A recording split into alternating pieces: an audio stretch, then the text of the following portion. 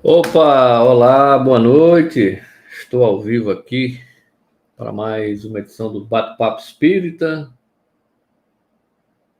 Hoje, sexta-feira, dia 11 de março de 2022. Daqui a pouquinho, Cláudio Mendes vai entrar, está nos bastidores.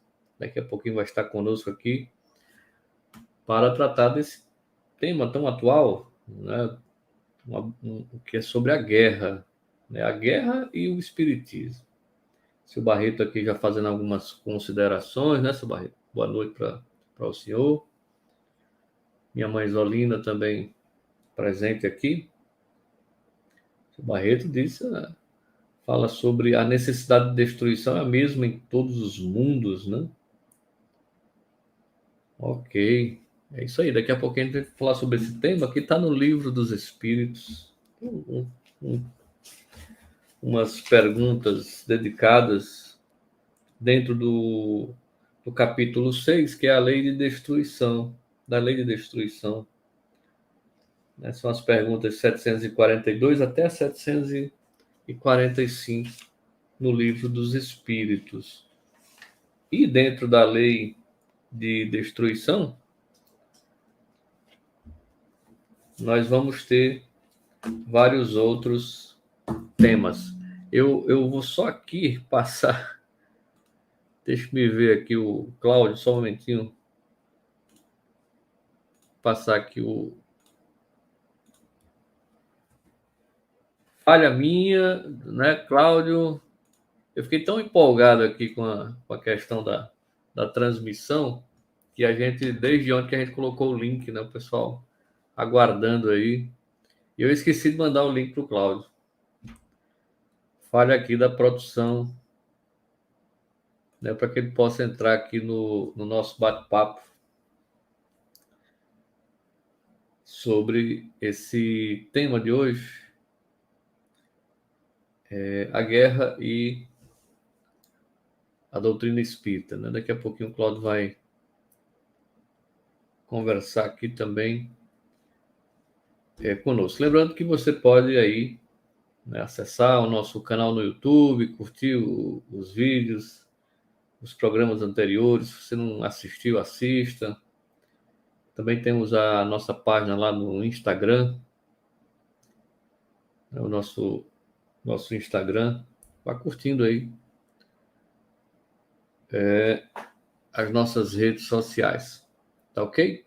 Então tem esse tema de hoje, a gente vem falando em guerra porque estamos aí presenciando uma guerra em pleno século XXI que envolve a Ucrânia e a Rússia.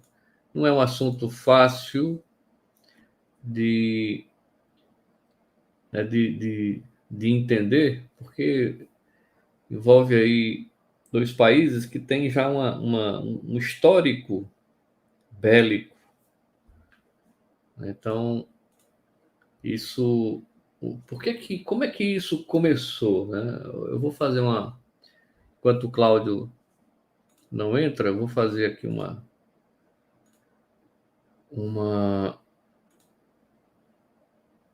uma explicaçãozinha aqui, bem rapidinho, porque essa crise começou, já é bem antiga, né? Porque essa tensão entre a Ucrânia e os russos não é de hoje. O território que hoje é a Ucrânia chegou a ser parte do antigo Império Russo e depois, em 1919, virou uma república da União Soviética, né? Com o colapso do bloco, a Ucrânia selou de vez a independência em um acordo no ano de 1994, sendo, portanto, uma democracia ainda muito jovem. Né? É bem jovem essa democracia. Ao longo das últimas 2 décadas, a Ucrânia vem tentando realizar movimentos de aproximação com a União Europeia e também com a OTAN, a Organização do Tratado do Atlântico Norte. Essa OTAN ela surgiu logo após a Segunda Guerra, né? E já era para ter desaparecido. Ela dá muitos poderes a alguns países, sobretudo aos Estados Unidos. Guardando o Cláudio aqui. Então, nesse contexto, há ainda uma divisão cultural, né? Parcela do pessoal que vive ali a oeste de Kiev, que é a capital do país, a Ucrânia, se enquadra mais aos costumes europeus e ocidentais, e a outra parcela, né, que vive ao leste, enxerga uma proximidade maior com a cultura russa. Então, lá não há uma visão coesa do país sobre esse movimento de aproximação com o Ocidente. Os russos, por outro lado, entendem que essa aliança pode se tornar uma ameaça e estão aí demandando um poder de veto à entrada da Ucrânia na OTAN. Esse é o grande problema, porque, de repente,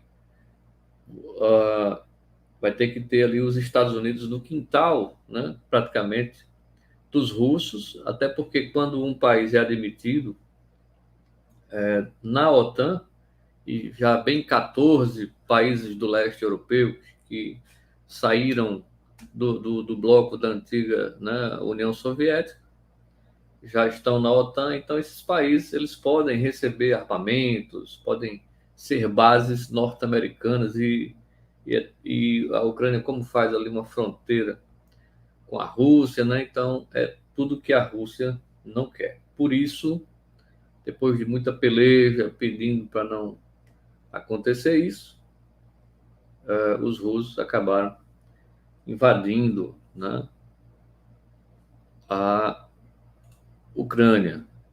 Então, não é um assunto que se trata que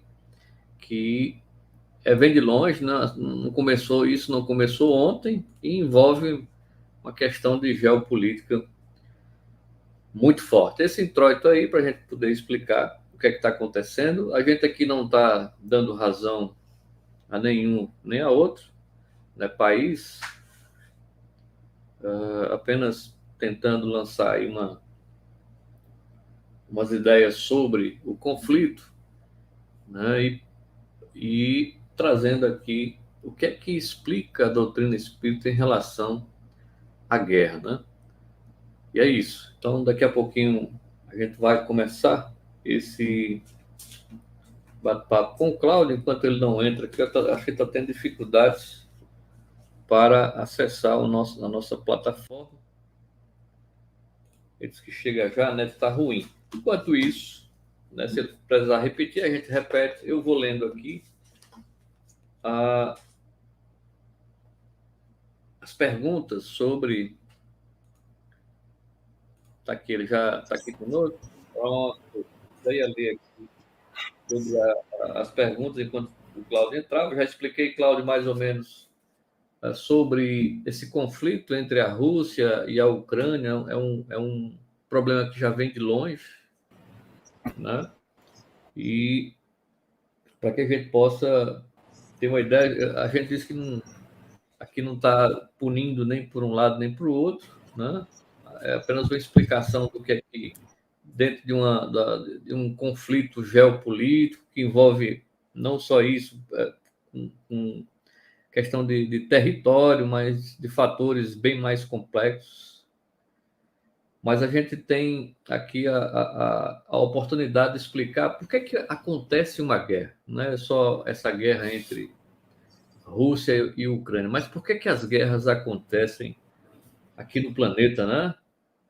E a gente vai daqui a pouquinho debater sobre isso. Cláudio Mendes, boa noite.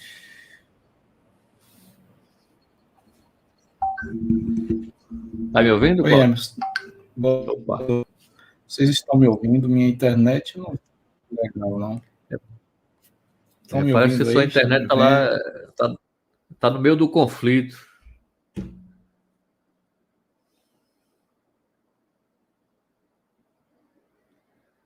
Parece que a internet do Cláudio não tá bacana hoje. Mas é isso. Enquanto ele se prepara aí, pronto. Travou aqui a internet dele. Pelo menos para mim. Não sei como é que tá aí. A gente vai colocando aqui, pelo menos, o boa noite do pessoal que vai chegando. O seu Barreto aqui, já mencionei.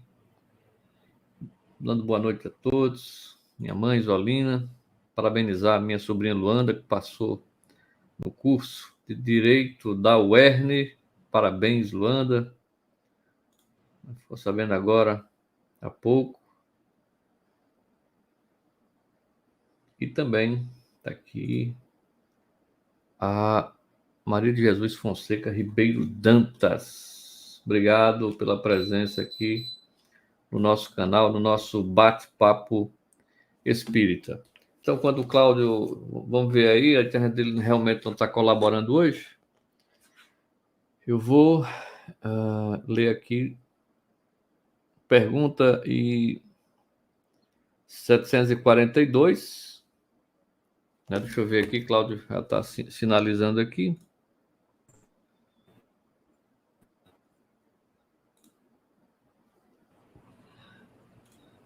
Opa, Emerson, e aí, e Cláudio? agora?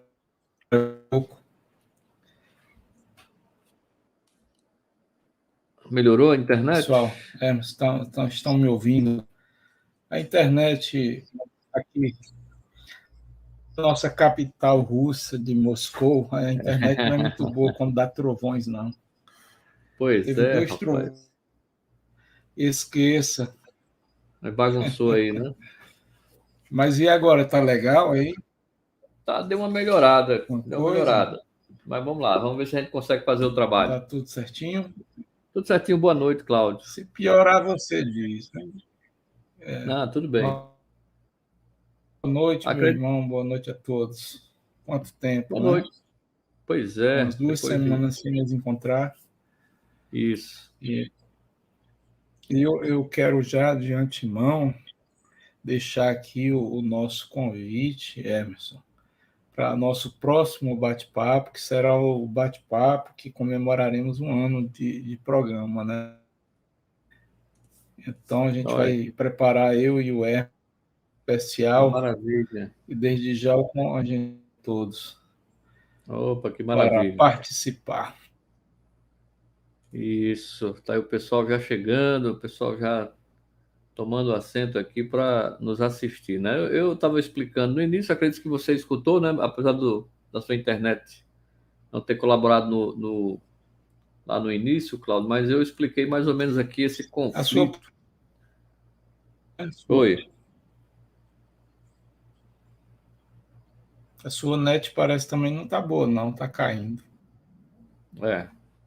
Bom, pois é, mas eu já expliquei mais ou menos aqui essas tensões que, que aconteceram, né, anteriormente ao desfecho que foi a guerra. E a gente está aqui dentro desse capítulo do Livro dos Espíritos, né, que é um dos temas da lei de destruição, que é a guerra, né, Cláudio?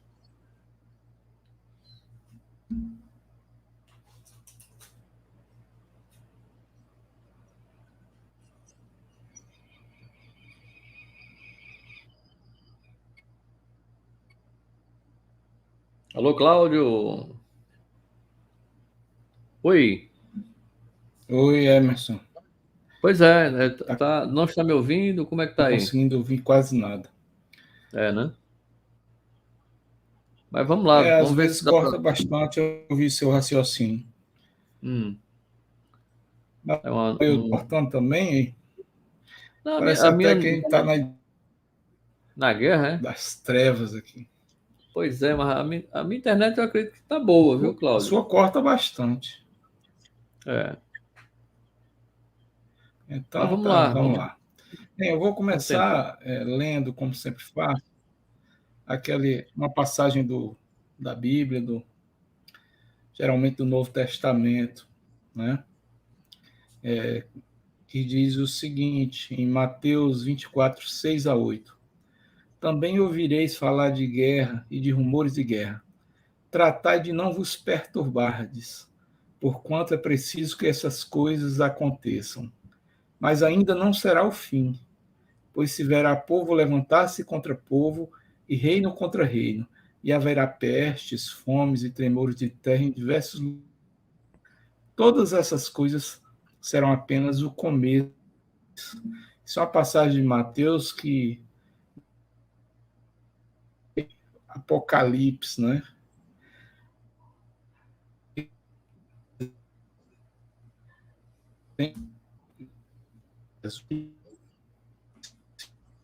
Olha, mestre, que pedras enormes, que construções magníficas. Todas essas grandes construções, perguntou Jesus, pedra sobre pedra, serão todas derrubadas.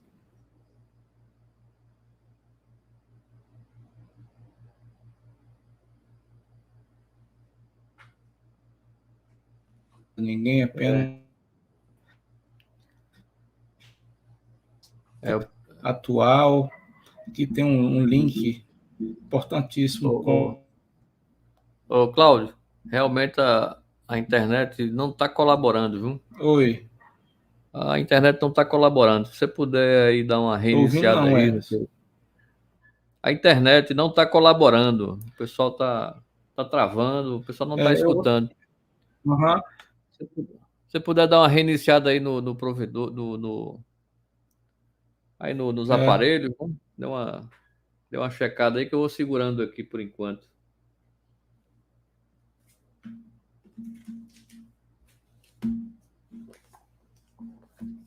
Bom, então, enquanto o Cláudio tenta aí estabelecer um contato, né, interessante pela internet, aí eu vou lendo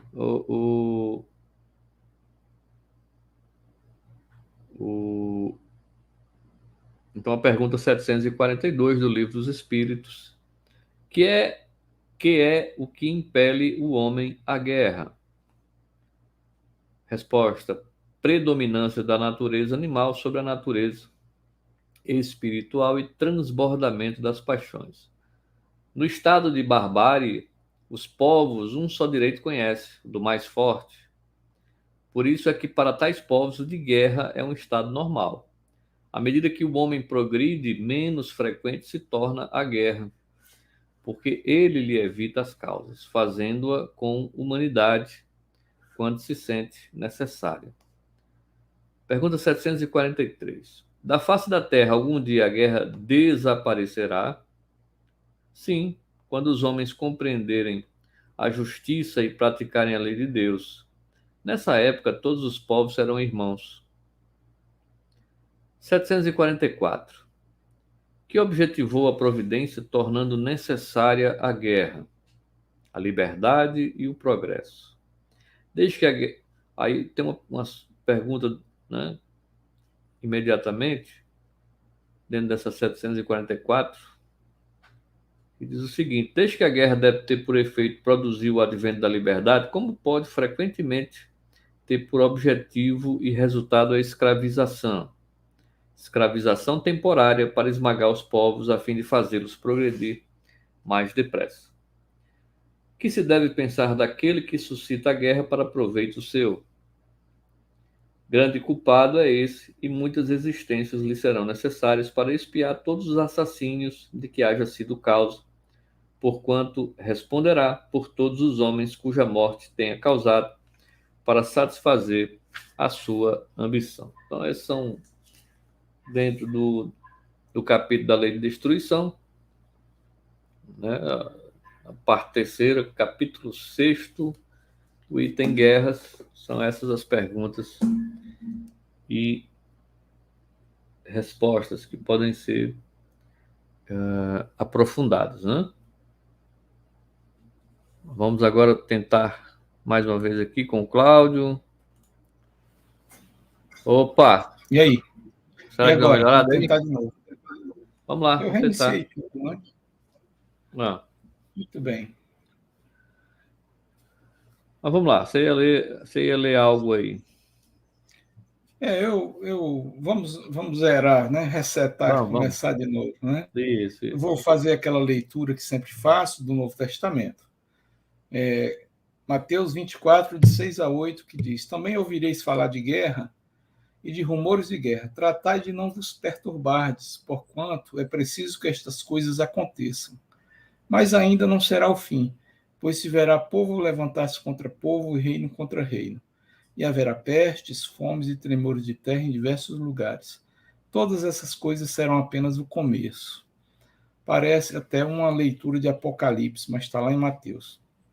E em Marcos 13, 1 e 2 diz o seguinte: quando ele, Jesus, estava saindo do templo, um de seus discípulos disse: Olha, mestre, que pedras enormes, que construções magníficas. Aí Jesus rebateu: você está vendo todas essas grandes construções? Aqui não ficará pedra sobre pedra, todas serão derrubadas. Bem, com isso a gente dá início, né? Apesar das dificuldades de internet, o nosso bate-papo de hoje, chamando a atenção a todos que nós apenas estamos aqui para debater um tema atual, que tem um link muito forte com o Espiritismo.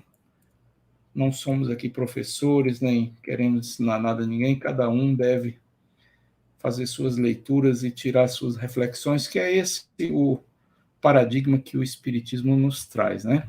O Verdade. Espiritismo não quer ninguém dogmático, nem com texto na mão, orando por orar. Tem que entender exatamente o porquê de cada coisinha, né?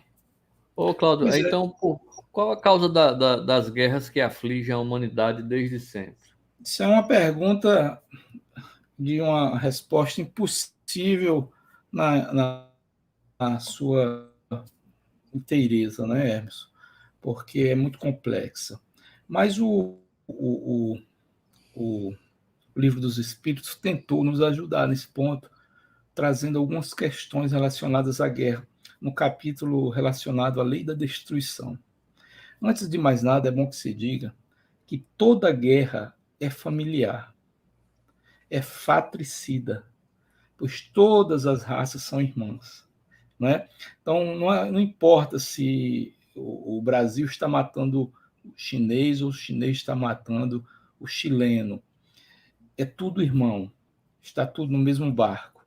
Então, toda guerra, todo tipo de violência é uma violência familiar dentro desse pequeno globo que é insignificante dentro da condição, da quantidade de globos habitados que existem no cosmos como um todo, né? Mas, Emerson, essa questão ela foi trazida no 742 do Livro dos Espíritos, quando Kardec pergunta aos espíritos superiores qual é a causa que leva o homem à guerra. A resposta, você quer ler? Você tem aí o Livro dos Espíritos por perto? Tem. 742. Pois é, vou ler novamente aqui. É importante a gente repetir, né? 742. O que é que o impele que é o que impele o homem à guerra, né? Essa pergunta. Predominância da natureza animal sobre a natureza espiritual e transbordamento das paixões. No estado de barbárie, os povos um só direito conhecem, o do mais forte. Por isso é que, para tais povos, a guerra é um estado normal. À medida que o homem progride, menos frequente se torna a guerra, porque ele lhe evita as causas, fazendo-a com humanidade quando a sente necessária. Muito bem. Então, a guerra, por ser um absurdo, ela é um sinal da nossa involução, da nossa condição evolutiva atual, né? E nessa condição só tem duas formas da gente evoluir. No nível que nós estamos, no nível planetário que nós estamos, que é um planeta de expiação. Ou se evoluir pelo acerto ou pelo erro, né? A essa nossa condição, na qual a gente está ainda, a gente, infelizmente a gente tende a evoluir pelo erro, né? E a guerra é uma forma de se cometer esse erro e de se entrar nessa teia kármica da evolução. Então, tudo isso está inserido na questão da harmonia. Pode observar que o próprio Livro dos Espíritos traz a lei da criação, da destruição e da conservação. Esses conceitos, Emerson e colegas, são conceitos milenares do hinduísmo.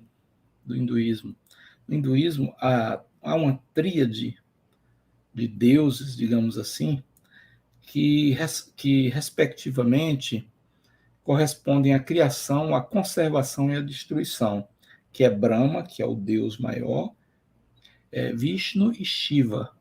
Vishnu é o deus da conservação e Shiva o da destruição. Então veja que é uma trindade, essa ideia da trindade não é uma ideia nova, é uma trindade onde um representa a criação, o outro a manutenção e o outro a destruição, num ciclo constante de bilhares de anos, né? Então, Kardec traz essa condição dentro do Livro dos Espíritos, lá nesse capítulo 6º. A lei da destruição é uma delas. Primeiro ele fala da lei da criação, depois da lei que ele chama de lei da reprodução. A lei da destruição e depois da conservação. Da conservação e depois da destruição, né?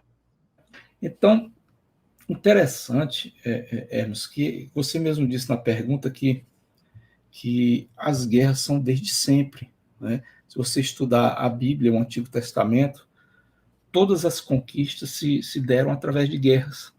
O povo de Israel, muitas vezes, diversas vezes, fora expulso dos seus territórios por guerras, né?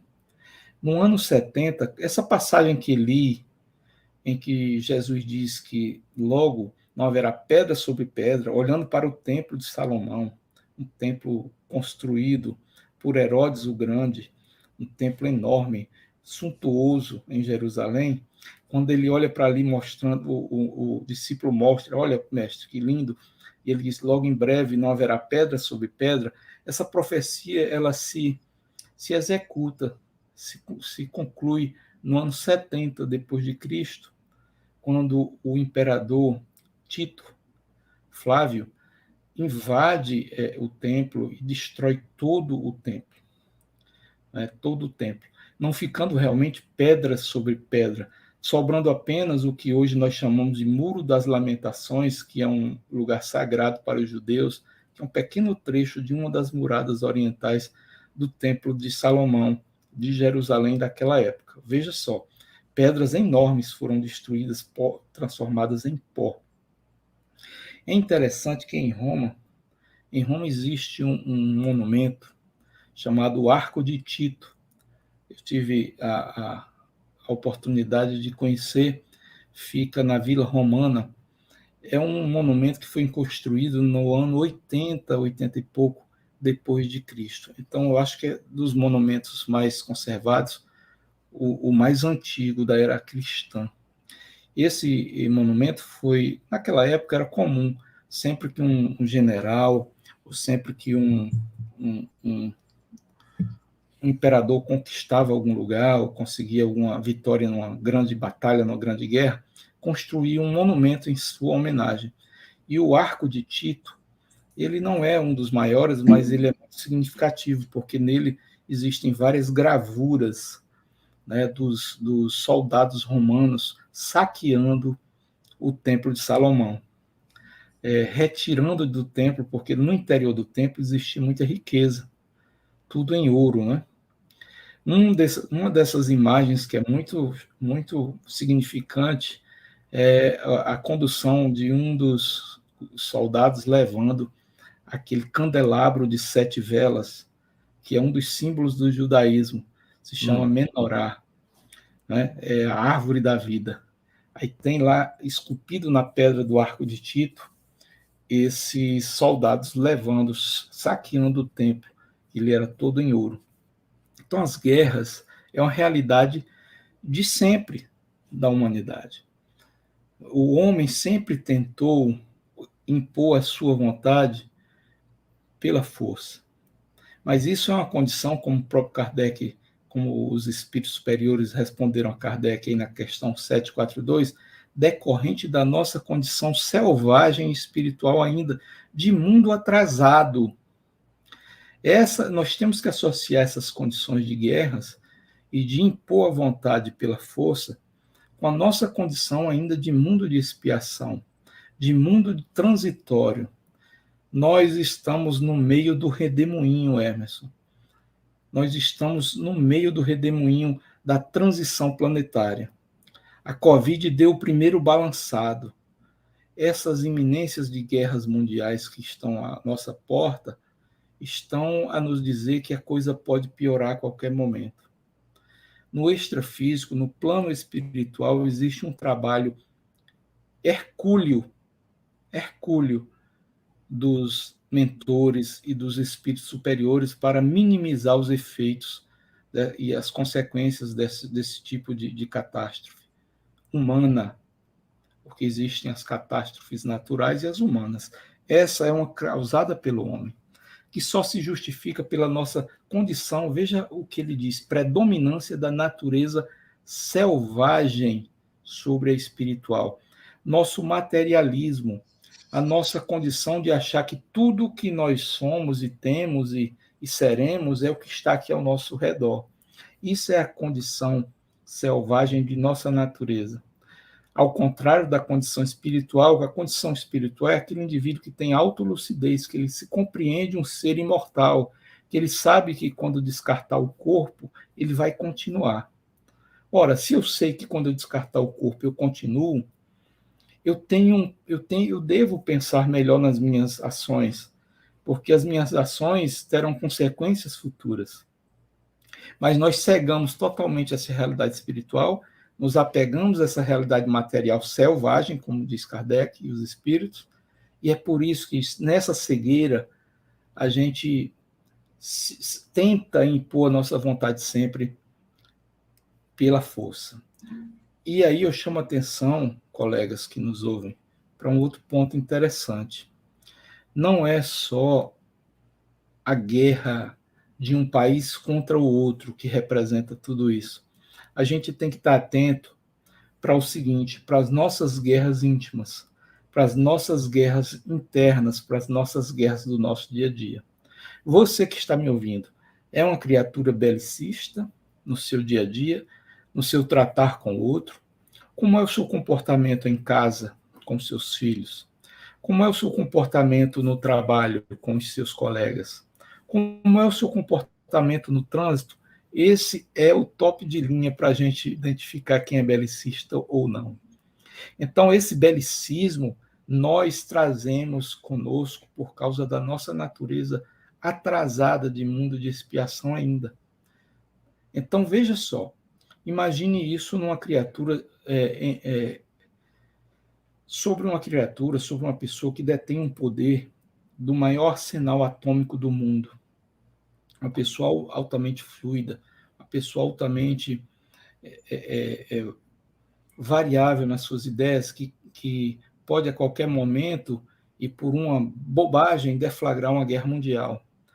Lembrem-se que a guerra de 1914, a primeira grande guerra mundial, havia um clima de tensão entre as nações, mas foi deflagrada por um assassinato do arquiduque Ferdinando, da Áustria. Veja, um fato deflagrou a guerra. Então, nós estamos num momento de tensão, que a qualquer momento um fato pode deflagrar uma guerra de caráter mundial. E uma guerra mundial no século XXI representa ou pode representar a extinção da raça humana da Terra. Ao contrário daquela guerra de 1914, em que os soldados brigavam em trincheiras. Nem avião havia ainda. O avião foi utilizado no final da guerra apenas para averiguar o inimigo, e havia um ou outro que tinha uma metralhadora ou coisa assim. Mas não era ainda uma arma de guerra, como se tornou na Segunda Guerra Mundial. Imaginem vocês hoje que essas potências mundiais detêm armas atômicas que podem destruir o planeta diversas vezes. Então, essa nossa capacidade, essa nossa condição de atraso espiritual é o que justifica. Não é o que justifica, mas é o que explica ainda termos guerra no século XXI. Outro pensamento não menos profundo é o que atribui as calamidades dos povos à infração da lei de Deus, porque Deus castiga os povos como castiga os indivíduos. É certo que se praticassem a lei de caridade não haveria guerras, nem grandes misérias. É a prática dessa lei que conduz o espiritismo. Será por isso que encontra inimigos tão obstinados? Porventura, as palavras dessa mocinha, seus pais, serão as de um demônio? Allan Kardec, no livro O Céu e o Inferno. Muito bem. Kardec trouxe aí nessa passagem, Hermes, a palavra-chave para ir começar a corrigir tudo isso, que é a caridade. Né? Caridade é o amor materializado. é o amor materializado. Nós somos um potencial de amor. É inexplicável porque nós, humanos, tendemos a manifestar apenas o nosso lado animal. É um atavismo ainda, uma hereditariedade dos nossos ancestrais. Nós trazemos em nós essa condição ainda selvagem, violenta, de tomar pela força. Ora, o Brasil é exemplo disso. Os portugueses, ao chegar aqui, não conquistaram o território de forma amigável. Houve, não posso chamar de guerra, por causa da desproporção do ataque. Eles chegaram, invadiram e tomaram o território. E as guerras atuais, por incrível que pareça, ainda se dão por motivos assim. É uma potência como a Rússia tentando invadir um pequeno território como a Ucrânia, que são irmãos até em língua, a língua muito semelhante, o radical da língua é igual. Isso. Não é? Há ali uma irmandade sobre todos os aspectos. Não é? Aí o motivo. Existem motivos políticos, motivos econômicos, enfim, mas justificam você atingir a liberdade de um povo, não é? No século XXI, matando civis, porque a própria guerra é um contrassenso. Você não pergunta você soldado não tem o direito de optar por não assumir aquela ideologia que o governante assumiu, né? Você vai porque é uma obrigação legal, tem que ir. Da mesma forma aquele que se defende. Então a gente vive um momento sutil de muita dificuldade, em que qualquer passo em falso pode deflagrar um movimento internacional, agora sim global, de guerra, de ataques recíprocos, onde os oportunistas vão aparecer de repente, aí vão querer tomar o território X ou Y, aproveitando aquele momento enfim, né? Os oportunistas sempre aparecem nesse momento. Certeza. Né? Nós temos que entender que todos nós somos algozes travestidos de vítimas. Algozes do passado, travestidos de vítimas no presente. Nós estamos onde merecemos estar. É assim que funciona a lei de causa e efeito.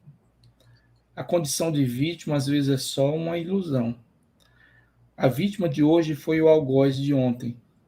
E ele está nessa condição para espiar essa situação. Pois é, então esse tema da guerra está inserido aí no Livro dos Espíritos, né? Capítulo 6, intitulado Lei de Destruição. E você já falou nessa questão, a pessoa que não tem muito conhecimento do Espiritismo, né? E possa se deparar com esse tema, Cláudio, aí pode pensar assim, não seria um contrassenso Deus impor uma lei de destruição? Que Deus bondoso é esse que destrói? Pode-se fazer essas perguntas, né? Claro que pode. É uma pergunta de caráter filosófico. E a doutrina espírita é filosofia também, não é? Olha, a questão, realmente o capítulo 6 trata da lei da destruição. E eu, no começo da nossa conversa, a gente linkou, eu disse, olha, isso não é novidade. Os hindus tratam disso. Eles têm um deus, um semideus, que é Vishnu, que é Shiva, na verdade, que é o deus da destruição. Vishnu é o deus da conservação.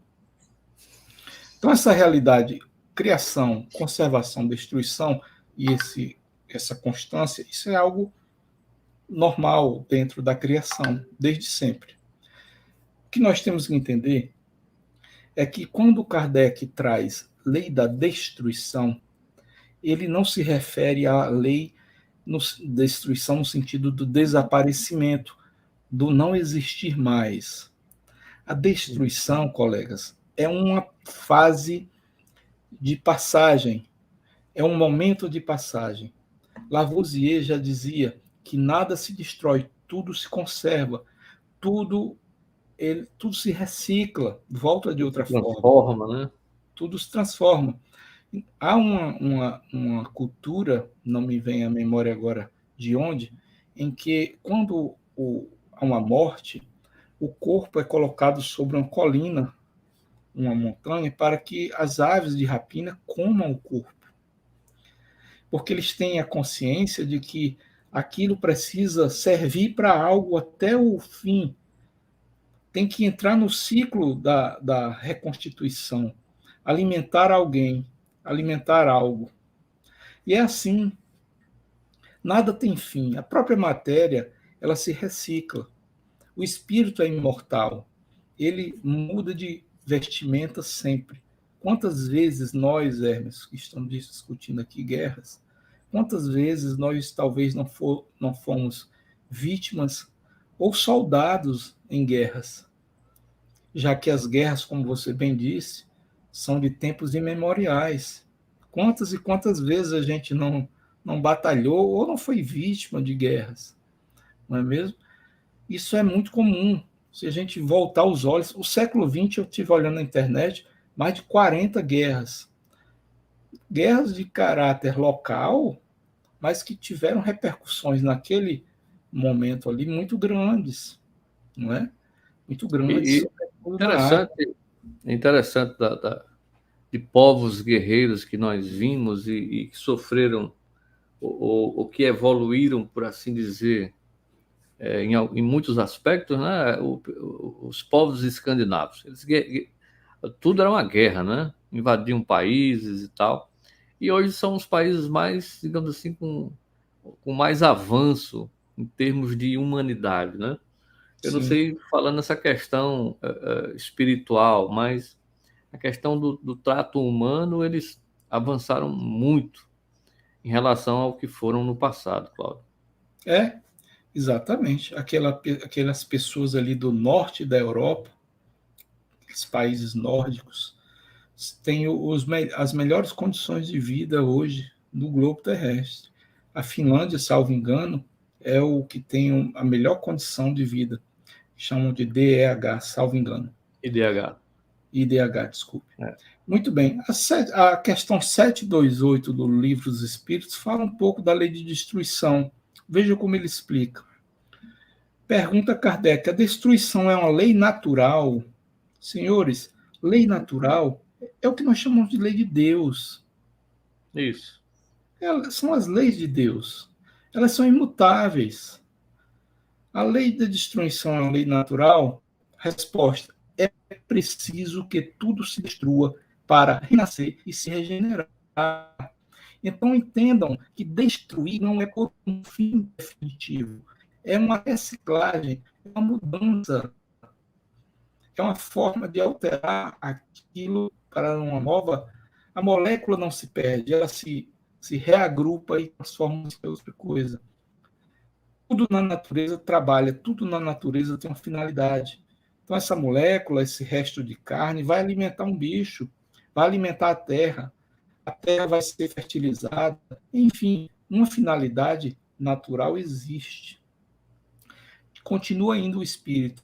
O que chamar de destruição é apenas transformação, que tem por objetivo a renovação e o melhoramento dos seres vivos. Questão 728 responde com muita categoria, né, a questão da lei de destruição. Seria um contrassenso impor Deus uma lei de destruição? Se você entender destruição como fim, como punição, sim, Deus não pune. Deus não pune.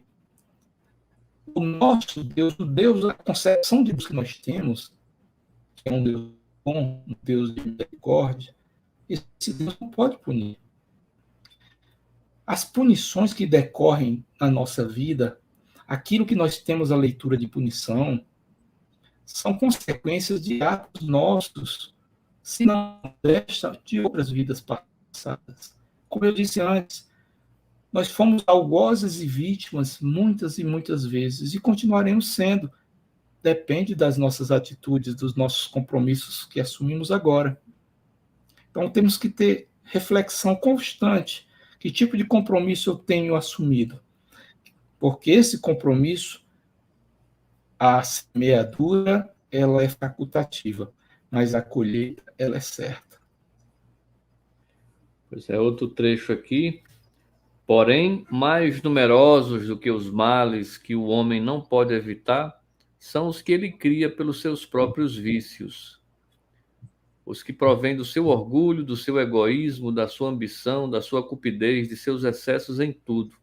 Aí se encontra a causa das guerras e das calamidades que estas acarretam, das dissensões, das injustiças, da opressão do fraco pelo forte, enfim, da maior parte das doenças. Deus estabeleceu leis plenas de sabedoria, tendo por único objetivo o bem. O homem encontra em si mesmo tudo o que lhe é necessário para cumpri-las. Sua rota está traçada na consciência e a lei divina está gravada no coração. Allan Kardec, em A Gênese, página 69. Maravilha.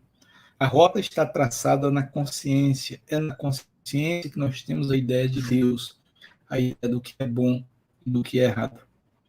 Né? E é por ela que nós temos que nos guiar.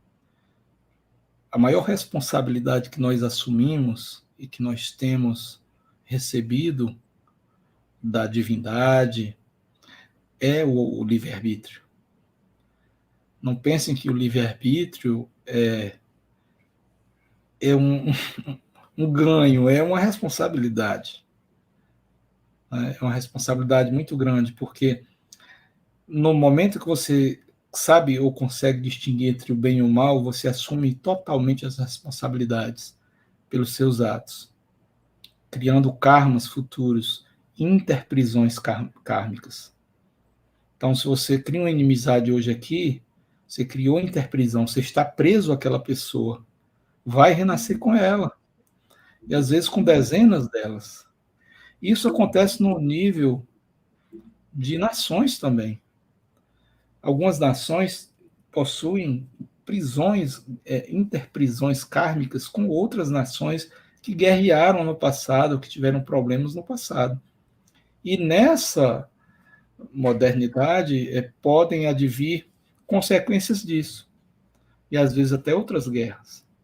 Então, se você para pensar o que faz com que duas nações irmãs estejam digladiando numa época em que tudo se pode resolver pela conversa, em que a diplomacia existe, está no topo, em que nós temos instituições como a ONU para intermediar os conflitos, o que faz com que todos os tipos de debate diplomático possam não ser suficientes, e nós termos que partir para a selvageria, retrocedermos ao que éramos há 5, 10 mil anos atrás.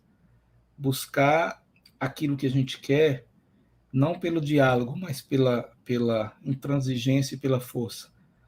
E essa reflexão, e eu não tenho uma resposta para isso, essa reflexão é o que eu deixo para todos nós. O que é que faz com que, no momento atual, tudo isso aconteça? Não é? Aí, Hermes, aqui vem o espiritismo forte, né? Tentando colocar a questão desse patamar evolutivo em que nós estamos mudando, a chamada migração, a transmigração de mundo, de expiação para de regeneração. Nós estamos dentro desse cenário. A Covid foi uma espécie de antessala. Se tudo se confirmar, e eu não quero ser aqui profeta do Apocalipse, mas se tudo se confirmar para uma piora, a Covid vai estar bem justificada, aspas, bem explicada nesse momento anterior. como diz Divaldo Franco no seu mais novo livro, em que ele trata da mudança de mundos para a regeneração, me perdoe, eu não lembro exatamente o número, é Em Rumo da Regeneração, salvo engano, é o novo livro do Divaldo. Ele diz que a Covid, dentro da realidade, foi uma bênção. Aí quando a gente...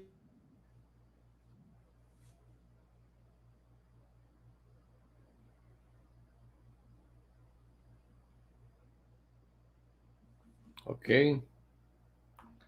Se travou aí a internet aqui do Cláudio. Eu fazer a pergunta aqui, mais uma pergunta. Vamos ver se ele retorna aqui. Tem mais uma pergunta. Se alguém tiver perguntas, pode digitar aí, né? O Cláudio saiu, daqui a pouquinho ele volta. Pois é, Bate-Papo Espírita desta sexta-feira, hoje, dia 11 de março de 2022, e a gente tratando do tema aqui sobre guerra e a doutrina espírita, guerra e espiritismo. Cláudio, e na questão 744, né, quando Kardec indaga aos espíritos superiores qual o objetivo da providência ao tornar uma guerra a guerra necessária, né? E a resposta é a seguinte: a liberdade e o progresso.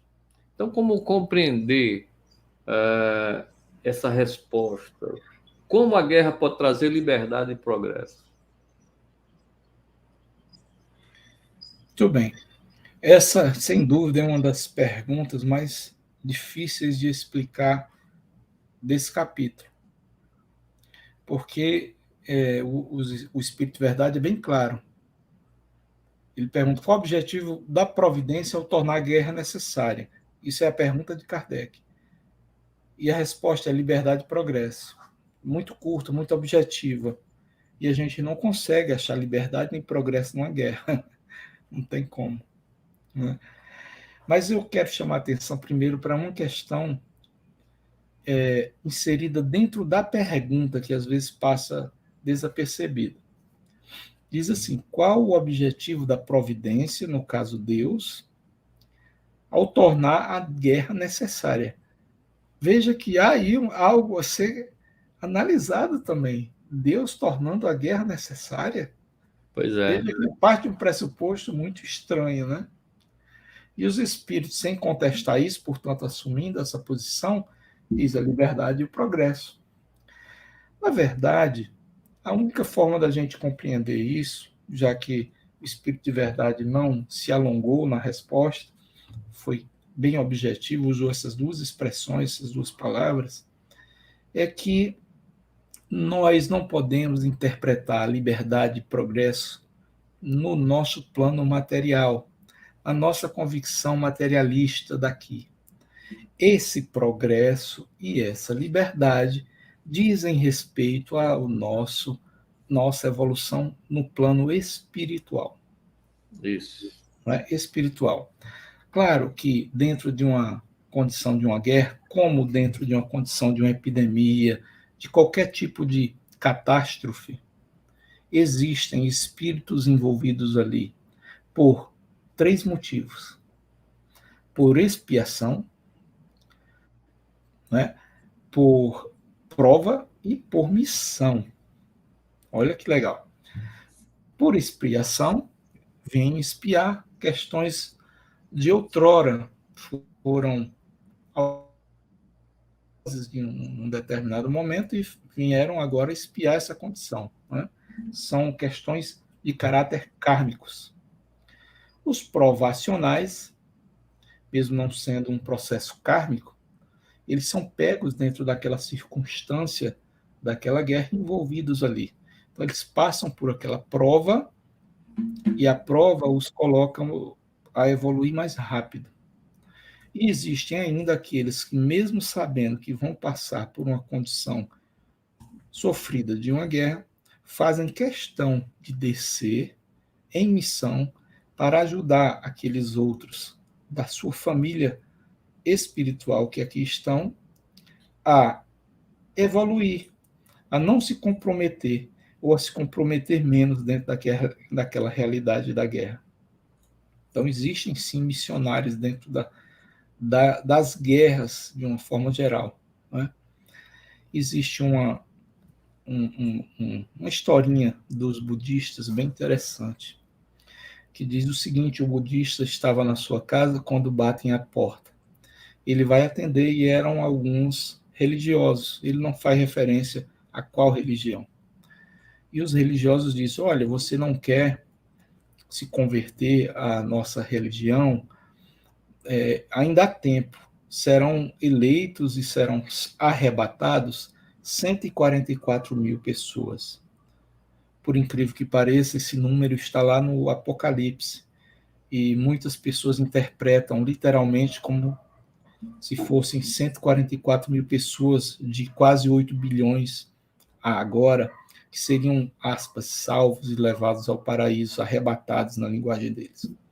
O budista olha para o camarada e diz: 144 mil vão, e o senhor quer que eu vá também? Ele, sim, ainda dá tempo, vamos. Ele disse: não tem o menor sentido.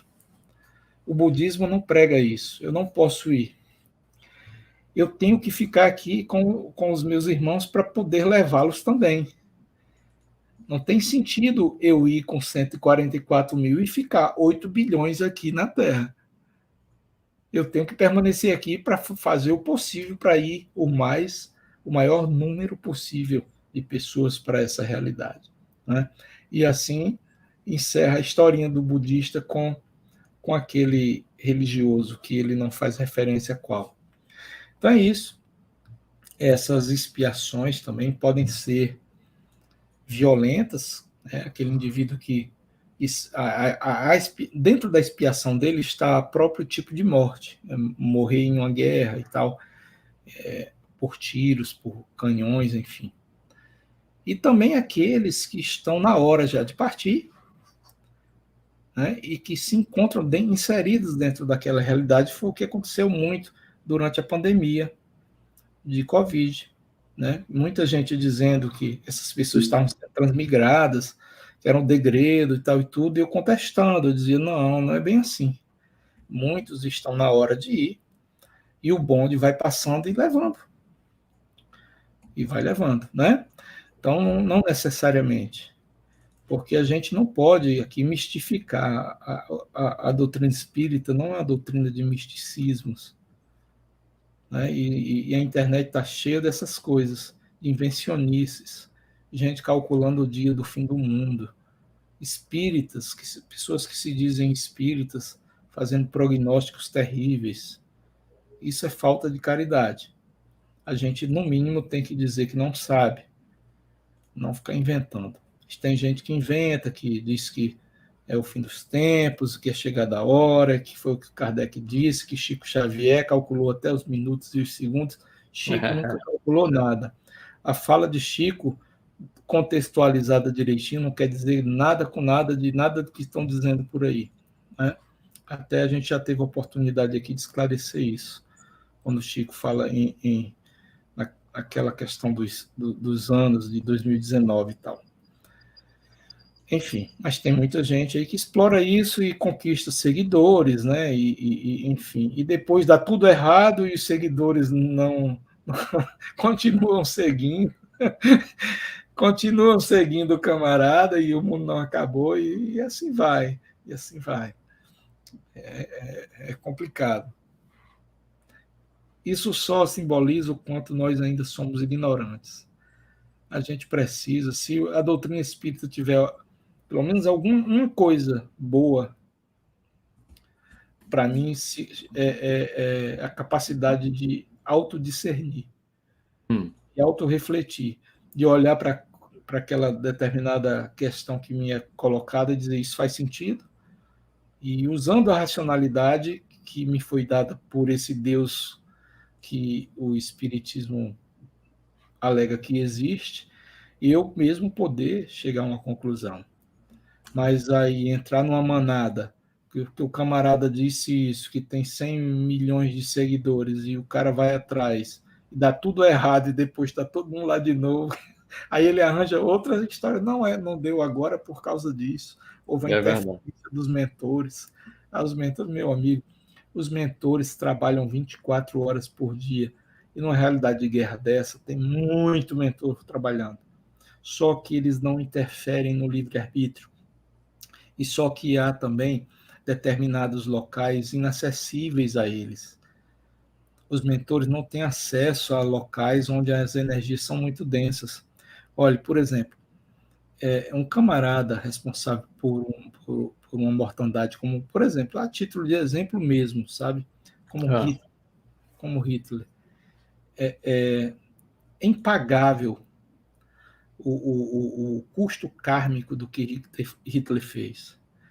Então, um camarada como Hitler, só um exemplo, quando ele chega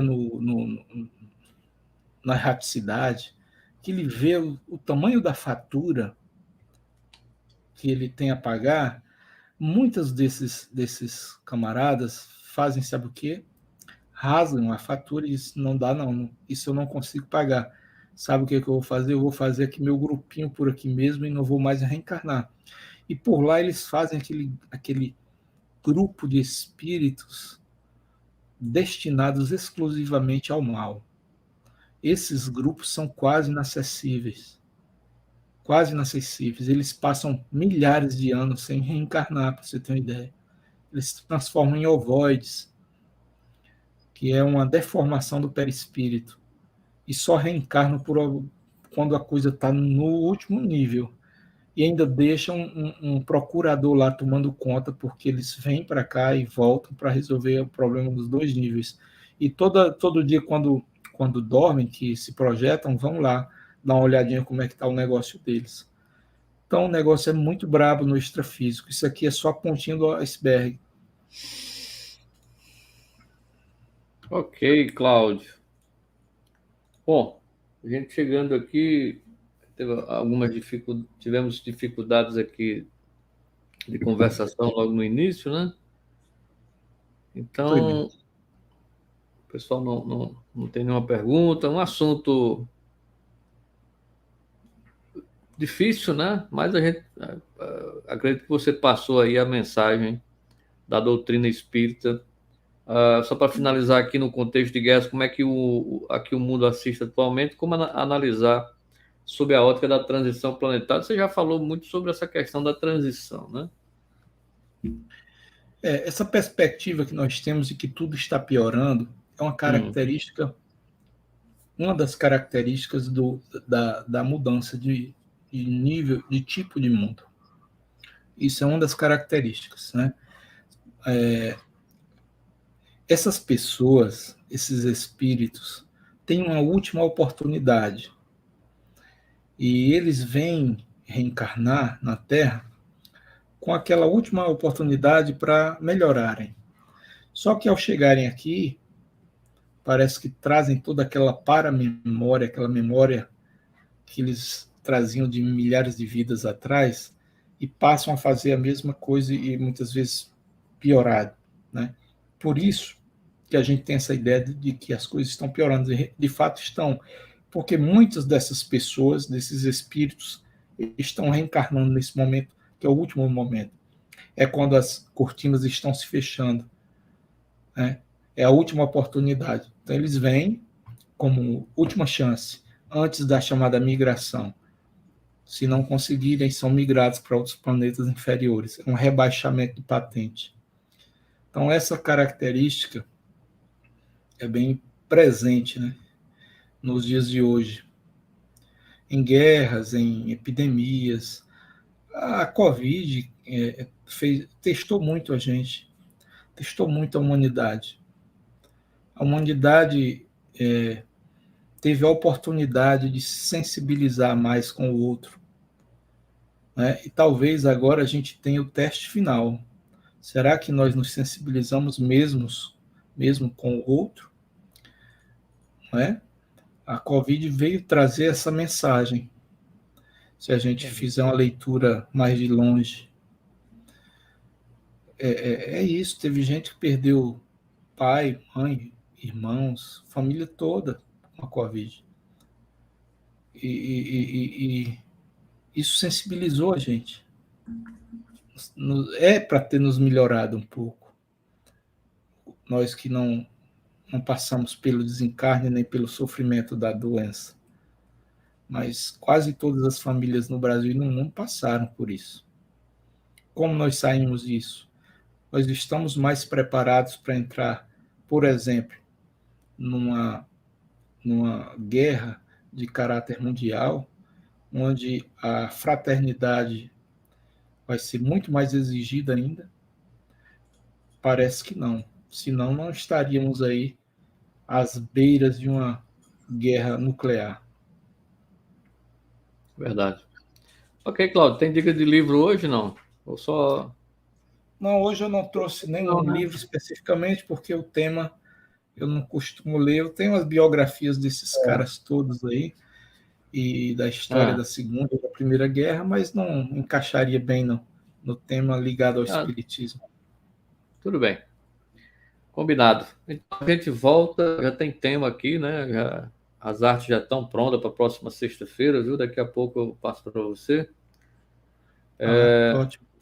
Lembrando que na próxima sexta a gente vai comemorar nosso ano, né? Pois é, pois é.